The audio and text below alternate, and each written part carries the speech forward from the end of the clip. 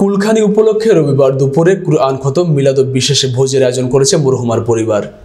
ভোলা জেলা বিএনপির আহ্বায়ক আলহাজ গোলাম নবী আলমগীর, সদস্য সচিব মোহাম্মদ রইসুল আলম, যুগ্ম আহ্বায়ক এনামুল হক, যুগ্ম আহ্বায়ক মোহাম্মদ কবির হোসেন, সদস্য মোহাম্মদ ইয়ারুল আলম লিটন, সদর উপজেলা আহ্বায়ক মোহাম্মদ আসিফ আলতাফ, সদস্য সচিব মোহাম্মদ হিলাল উদ্দিন, জেলা যুব দলের সভাপতি মোহাম্মদ জামাল উদ্দিন লিটন, জেলা স্বেচ্ছাসেবক দলের সাধারণ সম্পাদক মোহাম্মদ মুনতাসির আলম রুবিন চৌধুরী, জেলা বিজেপির সাধারণ সম্পাদক মুতাসিম বিল্লাহ, জেলা ইসলামী আন্দোলনের সাধারণ সম্পাদক মোহাম্মদ তরিকুল ইসলাম তারেক সহ বিএনপির বিভিন্ন অঙ্গ সংগঠনের নেতৃবৃন্দ, স্থানীয় গণ্যমান্য ব্যক্তিরা কুলখানিতে অংশ নেন।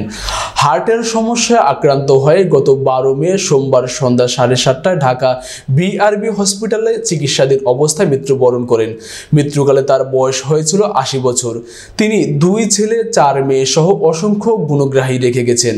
13 মে দুপুরে জানাজা শেষে ভোলা সদর ধনিয়া ইউনিয়ন কানাইনগর এলাকায় পারিবারিক কবরস্থানে তাকে দাফন করা হয়।